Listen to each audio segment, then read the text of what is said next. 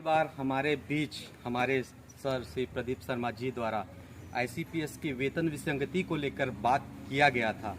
उस वेतन विसंगति को हम आगे लेकर चलते हैं और हम बुलाते हैं हमारे बीच उपस्थित श्री प्रदीप शर्मा जी को, जो उस वेतन विसंगति को पूर्ण रूप से आपके समक्ष प्रस्तुत करेंगे। स्वागत अभिनंदन करता हूं। और मैं आभार व्यक्त करता हूं कि मुझे बुलाया गया।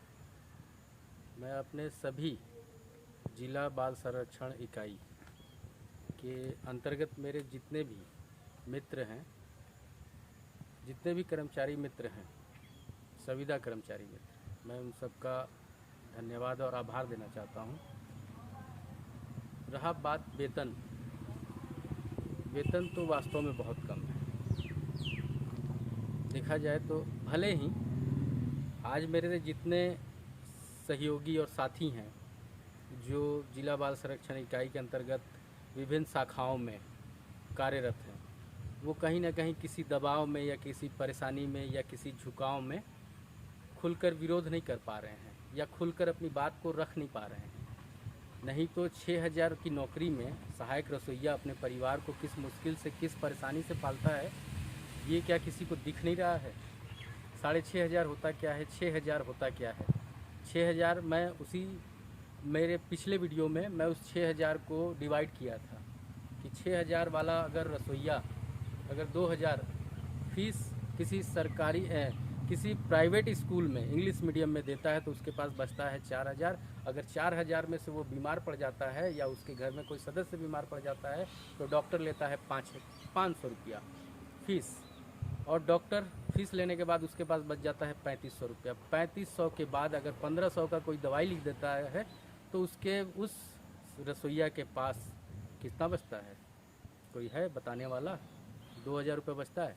2,000 रुपया में से वो अपने परिवार का कपड़ा खरीदेगा, अपने बच्चे का कपड़ा खरीदेगा, या अपना कपड़ा खरीदेगा, या अपने माँ बाप का, या उसका उन सभी का पेट पालेगा। रहा बात मैं बड़ा तू बड़ा, भैया कोई बड़ा नहीं है। सबके नाम के आगे संविदा लिखा हुआ है। संविदा होता क्या है? आप किसी दबाव में हमेशा एक दिल में डर बना रहता है कि अरे अगर मैं अपनी अधिकारी का बात नहीं मानूंगा ना तो शायद मेरा अधिकारी नाराज़ हो जाए। होता है, ये मानव प्रवृत्ति है। और रहा बात डर का, तो डर सभी के अंदर है। आप जितने हैं ना, सभी के अंदर डर है। डरना क्यों भाई? वैसे ही हम 6,000 से लेकर 21,000 के बीच मर ही तो रहे हैं। कौन सा बड़ा काम कर रहे हैं आप या हम? कौन सा बड़ा काम? 6,000 रुपया, 9,000 रुपया, 8,000 रुपया, 10,000 रुपया, 14,000 रुपया, 17,000 रुपया होता क्या है? मानता हूँ हमारे पास काम नहीं है, उसी मजबूरी में हम फंसे हुए हैं, लेकिन सरकारों को भी ध्यान देना चाहिए। एक बात मैं और सरकार से, शासन से तो नहीं, राज्य सरकार, केंद्र सरकार, इन सब से मैं कहना चाहूँगा कि महोदय, आप सभी ने आईसीपीएस का निर्माण करके, इस विभाग का निर्माण कर भूल गए हैं आप सभी कि यहाँ कर्मचारी काम करते हैं। आप ये भी भूल गए हैं कि आज के इस 2021 जब से ये संस्था बनी थी तब से लेकर आज तक कोई वेतन वृद्धि नहीं हुई है। अगर हुई है तो मुझे जानकारी नहीं है। कितना हुआ है मुझे जानकारी नहीं है। ऐसा बोलने वाले बहुत हैं, लेकिन वास्तव में नहीं हुआ है। रहा सवाल विभाग निर्माण जब हुआ था तब से लेकर किसी नेता, किसी आईएएस, किसी आईपीएस ने इस ओर ध्यान नहीं दिया। इस विभाग में भी बहुत से ऐसे निर्धन परिवार से लोग आते हैं जहां माता पिता कार्य नहीं करते हैं, केवल उस घर का वो सदस्य काम करता है। हो सकता है किसी को 6,000 रुपया मिलता हो, उस 6,000 में अपने परिवार को पालता हो सकता है कोई 10,000 पाता हो, उस 10,000 में अपने 5 परिवार को पालता हो। होता है ना? अगर आपको विश्वास नहीं है तो आप अपने आस पड़ोस, अपने संगी साथियों को पूछ लीजिएगा, क्या आपके माता पिता कहीं कार्य करते हैं? हो सकता है किसी के माता पिता बहुत बुजुर्ग होंगे, हो सकता है वो लड़का अपने बुजुर्ग माता पिता और अपनी पत्नी बच्चे को पालने के लिए 6,000 में इस ICPS में नौकरी कर रहा होगा, लेकिन हम क्या है, उसके दुख को, उसके तकलीफ़ों को समझने की कोशिश नहीं करते हैं, प्रयास नहीं करते हैं। आज मैं शासन में बैठे, केंद्र में बैठे बड़े बड़े नेताओं को, मंत्रियों को ये कहना चाहूँगा कि महोदय, हाथ जोड़ निवेदन है कि आप कम से कम 3 महीना या 4 महीना उस 6,000 में नौकरी करके देखें और उस 6,000 में आप अपने परिवार का हर खर्चा, हर ज़रूरत का चीज़, बच्चे का फीस, कपड़ा लत्ता, मेडिकल सुविधा और घर का राशन पानी उस 6,000 में खर्च कर और परिवार को चलाकर 3 से 4 महीना दिखा दीजिए, हम गुलामी करेंगे आपकी। कोई नहीं कर पाएगा।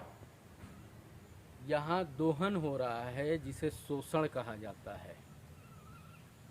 शोषण मतलब समझते हैं ना, एक पुराने ज़माने में हुआ करता था जमींदारी प्रथा, जिसमें बंधुआ मजदूर होते थे। ये भी एक प्रकार का आधुनिक बंधुआ मजदूरी है, लेकिन कोई विचार नहीं करता, कोई प्रश्न नहीं करता। क्यों क्यों भाई क्यों? मैं तो बोलता हूँ कि आप 4 महीना या 3 महीना, कोई भी व्यक्ति, कोई भी, आप आकर 6,000 में अपने परिवार को पाल लें, बच्चों का फीस दे दे, बाल बच्चों का कपड़ा लत्ता और मेडिकल सुविधा, जो डॉक्टर का फीस होता है, जो मेडिकल का खर्चा होता है, उसे 6,000 रुपये में पूर्ण कर लें तो देखें परेशानियां होती क्या हैं। और साथ ही मैं अपने ICPS के जितने मेरे मित्र हैं ना, जो 4-5 ग्रुप बनाकर, उन सबसे निवेदन करना चाहूँगा कि भैया कोई बड़ा नहीं है, कोई छोटा नहीं है, सब बराबर हैं। और आप लोग में कहीं ना कहीं किसी एक दूसरे से आप लोग लड़ते रहते हैं, तो लड़ना बंद करिए और ये सोचिए कि हमारा वेतन जो है किस माध्यम से, किस स्तर से बढ़ेगा और क्या होगा। अभी कल ही के पेपर में मैंने देखा कि आप लोगों ने ज्ञापन दिया, बहुत बहुत धन्यवाद, बधाई आप लोग को, आभार आप सभी का कि आप सभी प्रयास कर रहे हैं।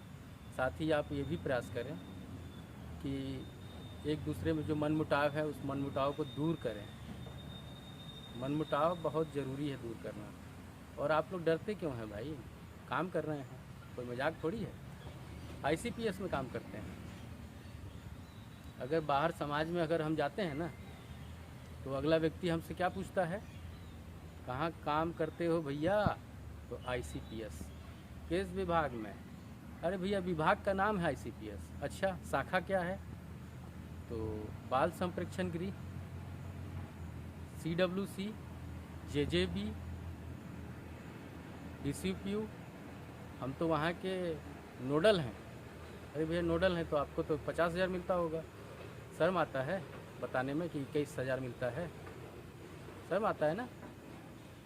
और हमारे रसोइया बेचारे कुछ नहीं बोल पाते हैं, उनको भी शर्म आता है, बिल्कुल जैसे आपको आता है कि समाज का कोई व्यक्ति पूछता है कि बेटा क्या करते हो? तो नौकरी करते हैं। कौन सी नौकरी? तो वही सरकारी विभाग में। अच्छा, तब तो तुमको 35,000 मिलता होगा, 25,000 मिलता होगा।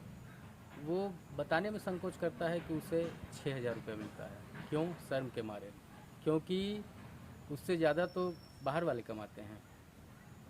और शासकीय विभाग में करना मतलब सम्मान का कार्य, सम्मानित हैं हम भाई, तो सम्मान दिया जाए। समान कार्य समान वेतन बाहर के लोग ले लेते हैं लड़के, और हम और आप समान कार्य समान वेतन के नाम पर आपस में लड़ने लगते हैं कि भैया पहले आप आगे जाओ ना, हम पीछे से आते हैं। ये क्या बात हुई? पेट तुम्हारा भी है, पेट उसका भी है, उस व्यक्ति तीसरे का भी पेट है, तो सब साथ चलो ना। एकता में बल होता है। अगर एकता ही नहीं रहेगी तो बल कहाँ से आएगा? आप विचार करिएगा कि हमारा जो वेतन है ना, वास्तव में सभी विभागों से बहुत कम है, तुच्छ है, कुछ नहीं है। मैं बोल रहा हूँ, गारंटी है कि अगर कोई कर्मचारी या उसके परिवार का सदस्य बीमार पड़ जाएगा ना, वो मर जाएगा। विचार करिएगा मेरी बातों को। अभी वैसे भी कोविड का समय चला हुआ है। एक एक हॉस्पिटल जो है 2.5 लाख 3 लाख का बिल बना रहा है, 4 लाख का 15 लाख का। मर जाएगा वो व्यक्ति, कहाँ से लाएगा उतना पैसा। अगर किसी घर में माता पिता काम करते हैं तो उसका महीना में सहयोग होता है उसके घर का राशन पानी खर्चा पर्चा चलाने में। अगर वो सोचिए आप कि अगर वो 6,000 8,000 9,000 वाला व्यक्ति अगर वो 6,000 8,000 9,000 कमाकर अपने परिवार को पालता होगा ना, तो किस मुश्किल में पालता होगा। रहा बात मेरे साथियों का, तो आप सभी से निवेदन है, विनम्र आग्रह करता हूँ, और आप मेरा विश्वास जो है आप तोड़ेंगे नहीं। तोड़ भी देंगे तो कोई बात नहीं, वो आपकी मर्जी है, वो आपका जीवन है, आपका भविष्य है। मैं तो केवल प्रयास कर रहा हूँ ताकि हमारे सभी साथियों का कुछ हो सके, कुछ उद्धार हो सके निस्वार्थ भावना से। अगर वेतन बढ़ता है तो सबका फ़ायदा होगा, इसलिए सहयोग करें, एक दूसरे से ना लड़ें और विचार करें कि किसको क्या परेशानी है। क्योंकि देखिए ऊपर जो बैठे हैं ना, नीचे से लेकर ऊपर से आप स्टार्ट करिए तो वहाँ सम्मानजनक स्थिति में वेतन है। जिनका पेट भरा हुआ है वो आपके बारे में नहीं सोचेंगे। हम ही आपको आकर नीचे वालों से लेकर मध्यम जो बीच में है उनके बारे में सोचना होगा। क्योंकि विचारणीय है कि सम्मान जो होता है वो उसी को मिलता है जो बोलता है और जो किसी कार्य को करने के लिए हमेशा प्रयासरत रहता है। नमस्कार, जय हिंद।